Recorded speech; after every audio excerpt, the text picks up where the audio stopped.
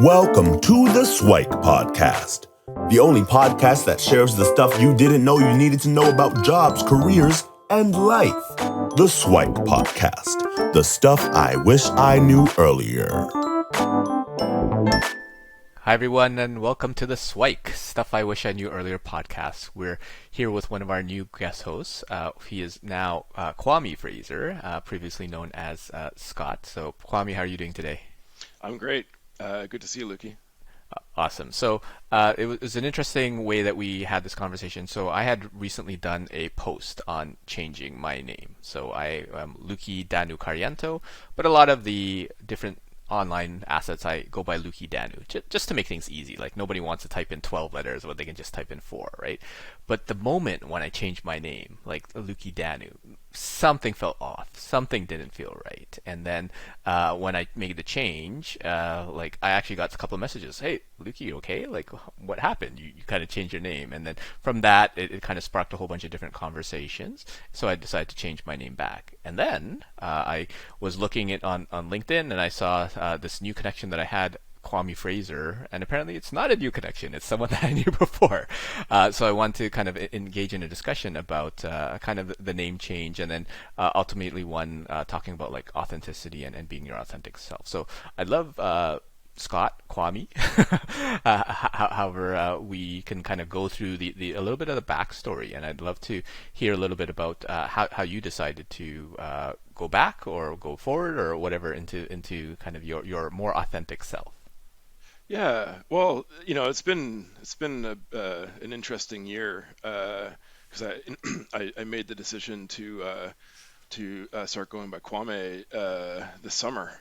And I guess it wasn't didn't do it on a whim. I've been workshopping it with some of my black friends for a while now, and so I've been thinking about it for a long time, thinking about my relationship to my name, my birth name Scott, that still remains it's what's on my driver's license. I haven't gotten around to legally changing my name, um, and it's not like I have any problem with the name Scott at all. It just didn't sit right with me. I remember even as a kid coming back. It was in elementary school, and I came home one day, and I told my mother, who I'm sure was devastated to hear this, that I didn't like my name. And so she was a little upset by that, but she humored me, and she said, "Well, what do you think you would like your name to be?" And I didn't know. I didn't know. I hadn't really thought of the second part of that, the implied question. As just knew that I wasn't really feeling Scott. And she made some recommendations based on my middle name, which is Alexander, and none of those really really worked or felt right for me. But then, if anyone who heard our previous conversation might remember that I was in the military, and then I was just Fraser, right? I mean, so I've kind of had this kind of shifting identity for a while, or this kind of questions about my personal nomenclature for a while, and this year I think I finally made the decision to I guess you can call it a rebranding. I feel like I'm still the same person substantively.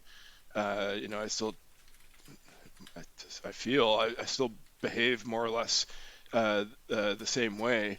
But I think what I'm observing is that people respond to the name Kwame differently than they did Scott. For sure, and I know my story is slightly different, but similar in the sense that, well, my birth name was, the strange name was Lukey. It's not Luke, or it's not Lucky. It's Lukey, right? And a lot of people were like, "Oh, is that like a nickname or something?" It's like, "No, that's my actual name." Oh, and hopefully he's not reacting to the name. But I had a similar thing where I wanted a different name too, but unlike you, I actually had a thought where I wanted a kind of a quote unquote normal name. I wanted like a Michael, a Patrick, a Kevin, like one of those things. Like being a newcomer, an immigrant, I wanted a kind of a westernized type of name, right? But then they said no, you got to keep your name. So I went on it, but it was interesting because I never went by Luke. I would always go by Lukey, right? And then it slowly, I guess I got acclimatized to it, and now I love it. It's just a good, interesting talking point that I can have conversations with people in it, and I've never changed my name, and for me it was that last name that was an interesting point that kind of hit home for me. So that's kind of a similarly different one. But I'd love if you can walk us through a little bit more about that thinking process, right? So obviously it started as a kid, and it was incubated there, and in the military, you're Fraser, right? So shifting identity, and then how does one lead from kind of that shifting identity to start making kind of the decision over the summer to change your name to Kwame? So like, what are some of the things that you thought about? What were going on in your head, if you don't mind sharing? Well, it's interesting because you talked about in your family, keeping your name, and as a child maybe wanting to make yourself more invisible or less stand out less, right? Yes. As an immigrant kid. Now I'm the son of an immigrant from Jamaica, and I think I also wanted to be invisible, and I think Mm, that the name Scott Fraser, at least on paper, really made me invisible. And so what started to change was my willingness to continue being invisible. mm, And especially in my line of work where I'm working in an industry, the publishing industry, where there simply aren't that many black professionals working in this sector. mm, And by taking an obviously African, specifically West African name, I feel like I'm becoming more visibly available to black writers who may not have ever felt safe submitting their work or supported in sending their work. So this is really a reverse of that childhood desire to be mm. invisible, where all I wanted was to fit in, so that it's just easier, right? I mean, it's hard being the standout, especially around if it's around a racial or ethnic trait that is not always it's not always popular in the playground, right? It's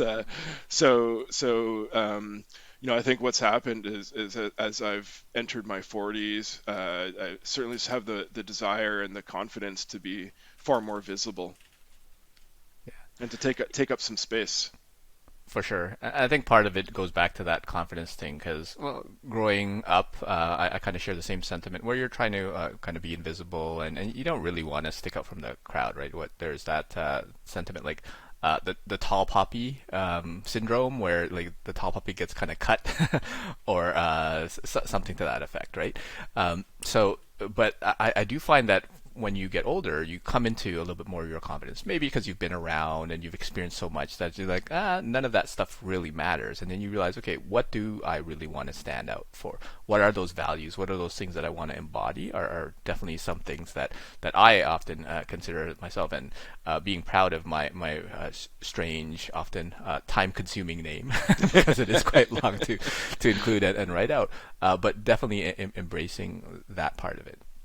And I'd love if you share a little bit on like kind of again the decision process. Again, you had to evaluate like that authenticity of yourself. So when we were first kind of talking about this episode, we talked about your being your authentic self. So it sounds like that as you're adopting this new identity, you're more aligned with your authentic self. And as I was looking into the dictionary definition, like authenticity or being authentic is undisputed in origin, genuine, and then apparently an existential philosophy. So they have something in that. It's relating to or denoting an emotionally appropriate, significant, purposive, and responsible mode of human life. So that probably needs a philosophy degree to dissect that sort of thing. But what I took from that is basically again it's being who you are at your core. And I'm wondering if you could comment a little bit about like your authentic self and kind of the name change and all that sort of stuff. And what does that mean for you?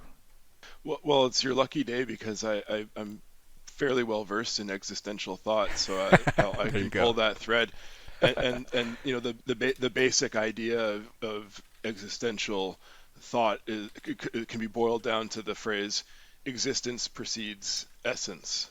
So you Okay. exist, and then it's up to you to sort of figure out what the essence of your life is going to be. Okay. So just to pull that thread, uh, um, uh, when I changing my name, or changing this part of the way I talk about myself, in a way I've made a conscious decision to edit my essence. I'm not saying I threw out everything that preceded this change. I regard it as at the end of the day, it's a fairly small thing for one person to make a relatively small change to their personal nomenclature. But for me, I've made an edit to my essence, and a conscious choice, right? And by doing that, I'm taking some certain responsibilities. I think. I mean, I think existential philosophers would always say that it's our duty, it's our responsibility to make those conscious choices about what our essence is all about, as opposed to sort of passively doing it like a cork being tossed around on the sea. We're we're piloting our own ship. We're under our own power, and we can make those conscious choices. That's amazing, and it reminds me of something that I would work with other folks in the career coaching side, where oftentimes people, when they're trying to find like their purpose and fulfillment, whatever, they want to find kind of their north star, like where it is they're heading to.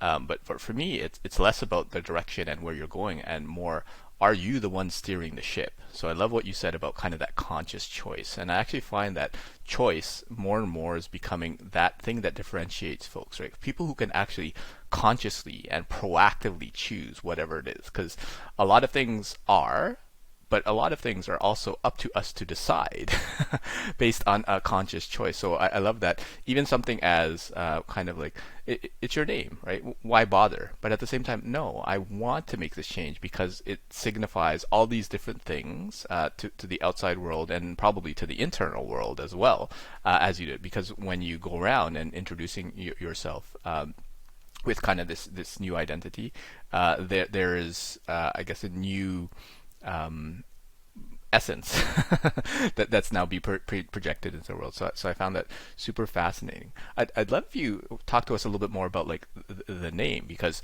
well, I have two kids, and when we had to choose the name, we kind of had our own process. But when you choose your own name, I think that's a little bit more interesting one, because when you choose it for a kid, like you get it, then that's what your mom and dad called you. But for yourself, that must be a more of a personal kind of decision. I'd love if you walk us through that process, because Well, there's a multitude of out there, ethnic or yeah, otherwise, right? yeah. So the first thing I wanted to choose a name that was unambiguously African, Mm. and then I decided that uh,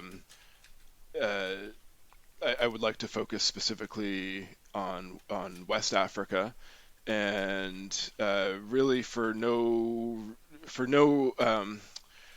I chose an Akan name, which means they have a series of names that are allocated based on the day of the week that you're born.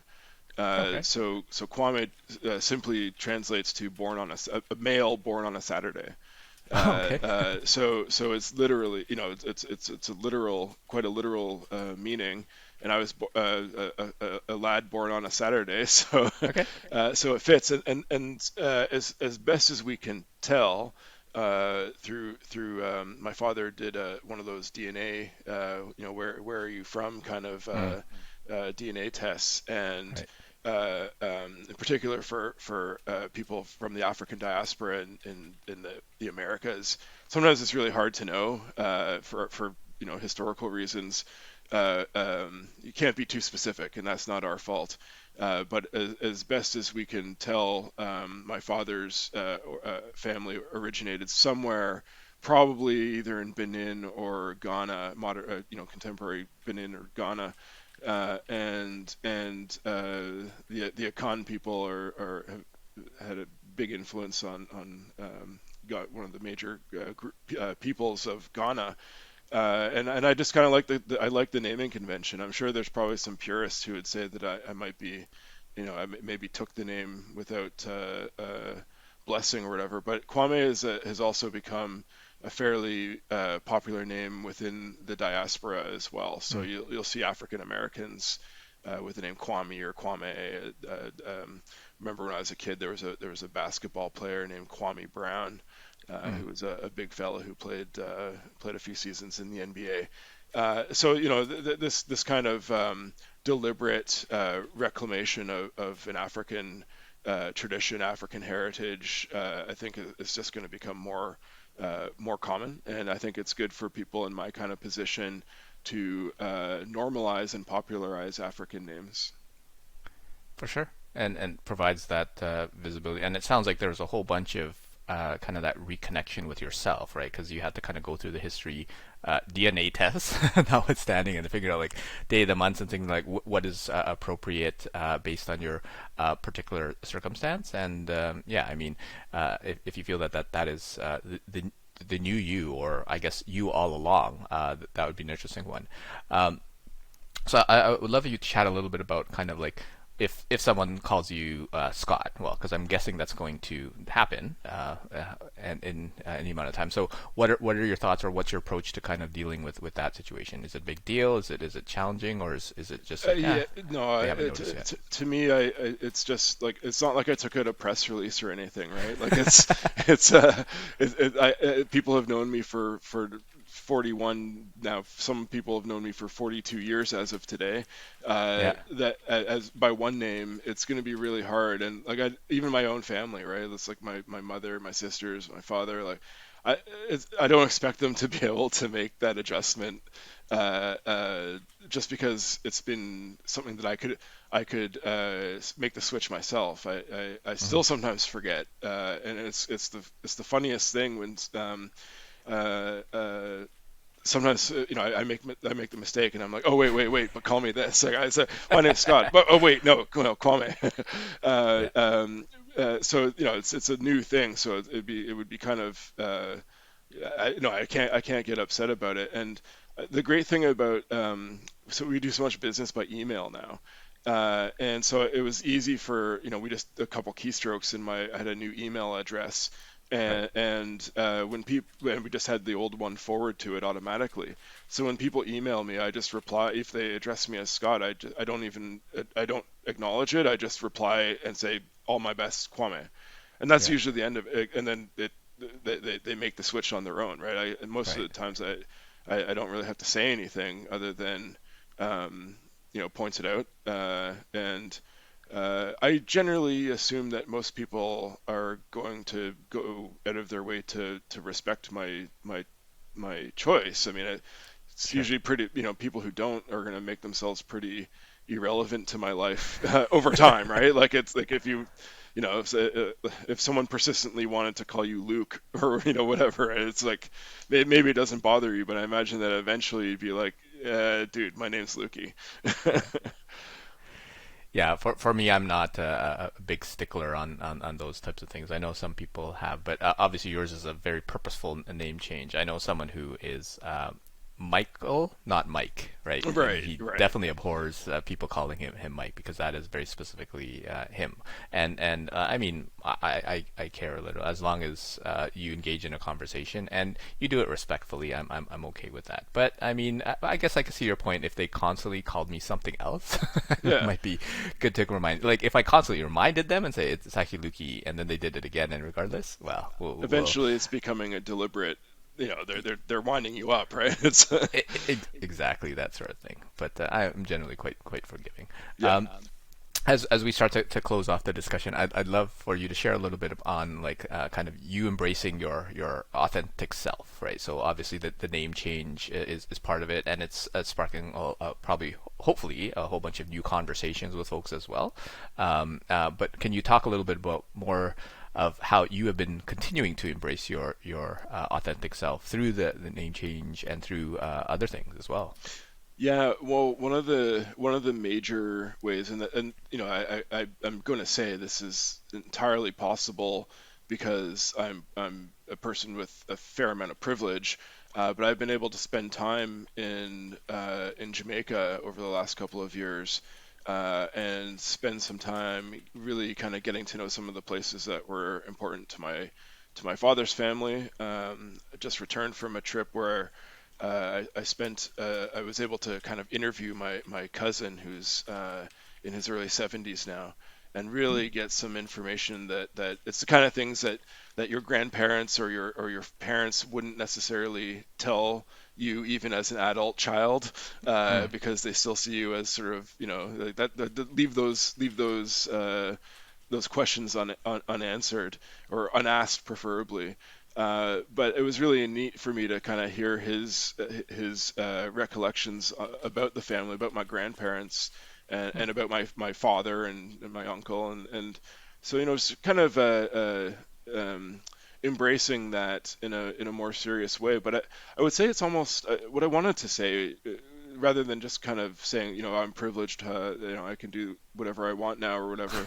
I would say it's almost Maslowian, right? Like I couldn't really spend the time and resources mining this part of myself until I had sort of more basic needs met. And so I think that's kind of, it's love the fact that this programming is all about navigating this personal and professional questions that so many of us have. But I really had to get to a point where some of my more basic needs were met, and then my true essence, my true identity was able to reveal itself. But it wasn't until I felt relatively secure. And I think that's probably an entire other podcast episode, is what does security mean. But when I finally felt physically secure, emotionally secure, financially secure, all of a sudden this essence that has probably always been part of me was allowed to find expression. And so being able to have that, and to have spent some time, like I said, really engaging seriously with my family tree, has been really, it's been a pleasure and a delight. That's amazing. Yeah, and chalk another one up to Mr. Maslow and his hierarchy of needs. And you're absolutely right. Where for those of us who are kind of on the lower rung, looking for security, whatever security means for us, then at some point, hopefully you don't get on and stay on kind of like the hamster wheel of life and just kind of continue build. You take time to actually look at relationships and all that self-actualization, and focus ideally on the relationship with yourself. I think is super important, which I think I'm really happy that you were able to do. And it's also a reminder for myself, is I actually had a thought in the back of my head to do like podcast episodes with my family, and almost like chronicling like the family tree and stuff like that, because I have conversations with interesting people around me, but I would hope that my own family is interesting to me, at least, right? And those might not be published or whatever, but at least it's something there. And hopefully I'll have more of those conversations, and learn a little bit more about myself, and really embrace kind of what or whoever my authentic self is. So thanks so much, Kwame, for joining us in this conversation and sharing your story. And are there any kind of parting words that you'd want to share with folks as they try to embrace their authentic selves? I genealogy is important. I think we do need to know where we come from. It's harder for some of us than others, especially, there's all kinds of obstacles to it, but being able to at least know your story, tell your story, and do some ancestor work. It's we get too busy, I think, in the West to really think about where we came from. And for me, that's you mentioned the phrase the North Star. Well, I think unless you have the sort of back trail, you can still find yourself going off course, if you have to know where you're coming from. So yeah, I think it's good. It's good work to do. It's good self work. It's good family work, and yeah, go for it. Do it. Sounds good. So thanks so much, Kwame, for being on this episode, and hopefully we'll have you back for a future episode. Well, I'd love to. I had a great time, and thank you so much. Take care. Thanks for joining us on the Siwike Stuff I Wish I Knew Earlier, the podcast. If you like the podcast, please subscribe on iTunes, Stitcher, or wherever you found this podcast. And if you can give us a review, that would be very appreciated. Feel free to contact me on LinkedIn at Lukidanu, Lukidanu, and the same on most social media platforms. And I look forward to hearing from you. Thanks. Bye.